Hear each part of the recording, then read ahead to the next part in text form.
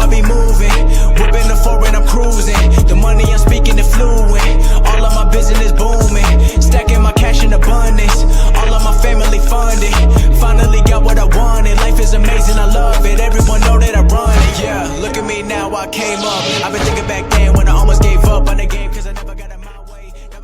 Yo les postos, bienvenue dans cette nouvelle vidéo. Avant de commencer, je tiens à vous préciser que cette vidéo est sponsorisée par le site Champions 11. Vous avez toujours moins 5% avec le code promo Sacha10. Voilà les postos, vous avez tous les nouveaux maillots du Paris Saint-Germain, ainsi que les survêtes, ainsi que les maillots de tous vos clubs préférés à l'étranger ou en Ligue 1. Tout est en bas en description. Quel match de merde encore une fois, quel match catastrophique. On s'ennuie, on se fait chier. Ça fait des années qu'on se fait chier, mais à l'arrivée, tu gagnes toujours. Et au final, c'est ce que veut Deschamps. Le pragmatisme, l'anticipation. Tu es toujours en difficulté, mais tu gagnes. Bon, première mi-temps qui a été un petit peu mieux que face au Portugal, même s'il y a eu 10 minutes de flottement avec ce super barré de Hugo Lloris. Griezmann qui marque. Lui, il aime bien la Croatie. Je crois que c'est son 3e but en 3 matchs face à la Croatie, si je ne me trompe pas. Kylian Mbappé qui retrouve aussi le chemin du but. Alors c'est marrant parce qu'il y a un Kylian Mbappé avec l'équipe de France et un Kylian Mbappé avec le Paris Saint-Germain au niveau de l'individualisme.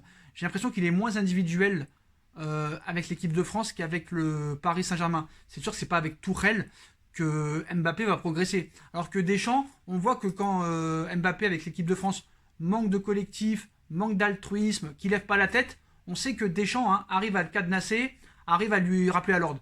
Alors que lui, Tourelle, il en a rien à foutre. Passe la balle à Mbappé, passe la balle à Neymar, et voilà.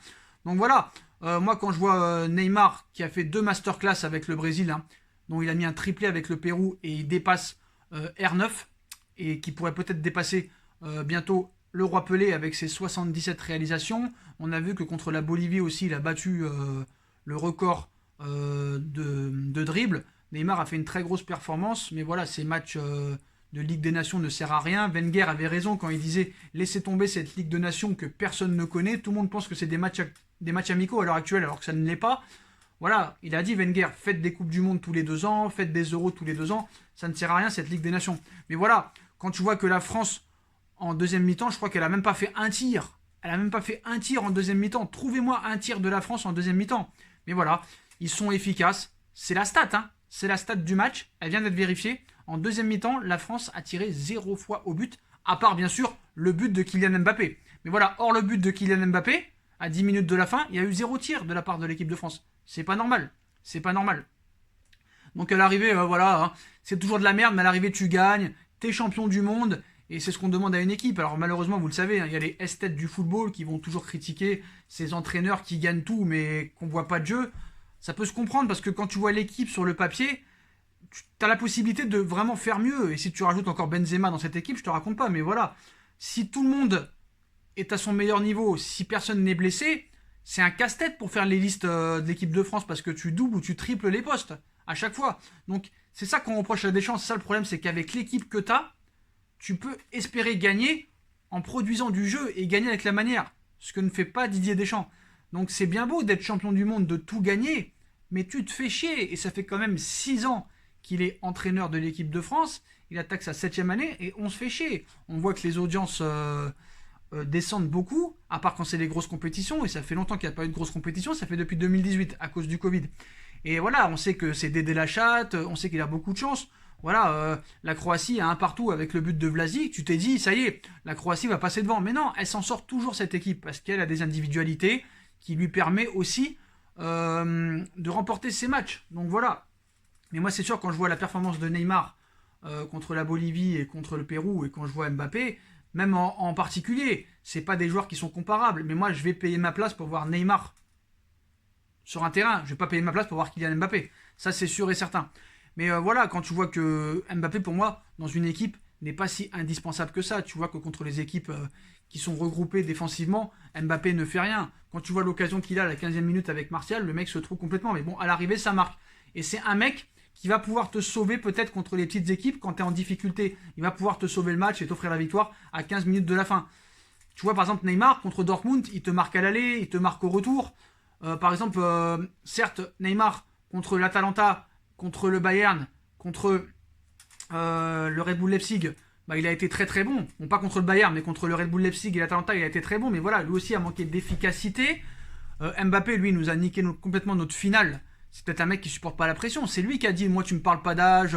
Si t'es bon, tu joues sur le terrain. Si t'es pas bon, tu t'assois sur le banc et tu regardes les autres. C'est lui qui a dit, il me faut plus de responsabilités. Si c'est au PSG, c'est avec plaisir. Sinon, ce sera ailleurs. C'est lui qui a dit, avant le match contre United, il faut arrêter de vendre la peur. Donc, je ne fais pas l'autocritique et le procès de Kylian Mbappé ce soir, mais je parle du jeu en général de l'équipe de France, et Mbappé au niveau du jeu, il apporte pas grand chose. Pour moi, c'est un mec qui a besoin d'espace, et quand il en a pas, il sert à rien. On l'a vu dans la Coupe du Monde. Certes, il a mis un doublé contre la Croatie, contre l'Argentine. L'Argentine, ils n'avaient pas de défense, c'était catastrophique. Contre l'Uruguay, il a été cadenassé. Contre le Portugal, il a été cadenassé. Contre le Real Madrid en 2018, il a rien fait. Il aurait pu prouver alors que Neymar était blessé. Contre Manchester United, il s'est vautré complètement. Contre le Bayern, il a rien fait. Le mec, il avait 3 occasions, il a fait 3 tirs. On aurait dit que c'était des passes à son petit frère. Je sais pas, mais une patate, au pire elle va au-dessus. On te reprochera plus de faire une frappe qui a l'air plus d'une passe que d'une frappe de ouf. Même si elle va au-dessus, au moins t'auras tenté. Mais bon voilà, on peut rien dire. À l'arrivée, la France gagne toujours. Mbappé est encore buteur ce soir, mais voilà. C'est une Croatie quand même défensivement qui est pas terrible. Franchement, je vais vous dire la vérité. Même la France s'en sort très bien. En deuxième mi-temps, elle a rien fait. En première mi-temps, Hugo Lloris te sauve les meubles. Mais voilà, même... franchement, j'ai pas grand chose à dire sur ce match parce qu'il m'a terriblement ennuyé, notamment en deuxième mi-temps. La France a eu beaucoup d'efficacité. Ils ont tiré 5 fois au but. Ils en ont cadré 3. Ils en ont marqué 2. Cette équipe a tout d'une grande équipe. Et c'est les favoris pour l'Euro 2021 avec peut-être le Portugal et la Belgique.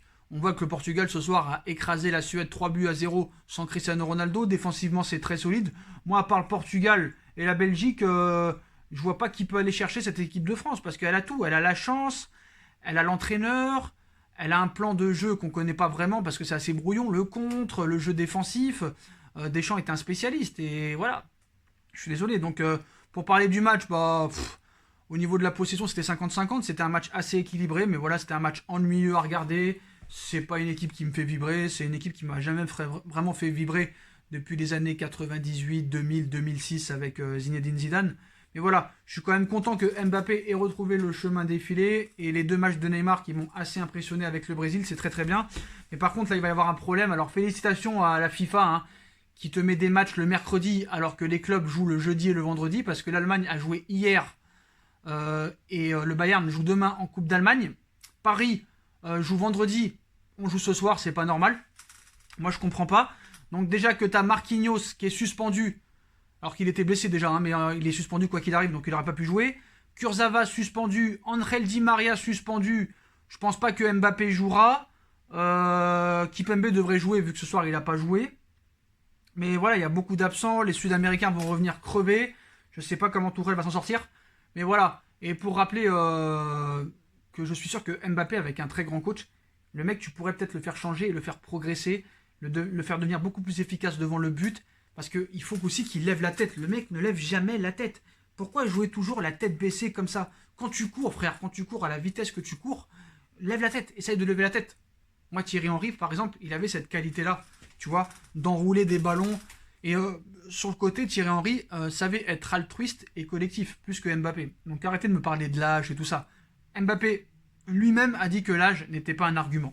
Donc voilà les postos, moi à l'arrivée, victoire de l'équipe de France, 2-1. L'homme du match, compliqué. Il y en a qui vont dire Griezmann, il y en a qui vont dire Mbappé. On pourrait dire aussi Hugo Lloris qui a fait 1 ou 2 arrêts assez exceptionnels, qui s'est imposé dans les airs. Mais sinon, moi, ouais, bravo à la défense peut-être. Moi, franchement, l'homme du match, pour moi, il n'y en a pas. Voilà, je dirais Hugo Lloris qui a vraiment sauvé les meubles. Voilà, il y a la défense française, mais sinon, pas terrible. Vraiment, c'est pas terrible. On se fait chier, on s'ennuie, mais bon, c'est la gagne qui compte, malheureusement.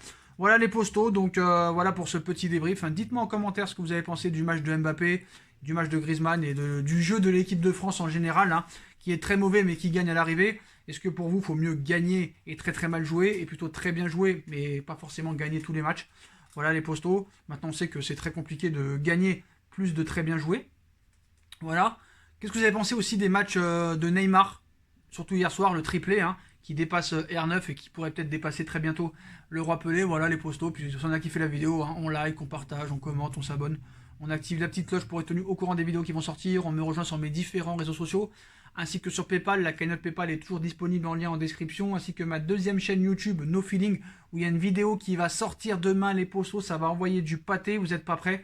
Voilà, je vous souhaite à tous une bonne continuation. Prenez soin de vous et à très vite pour une nouvelle vidéo, les postos. Tchuss!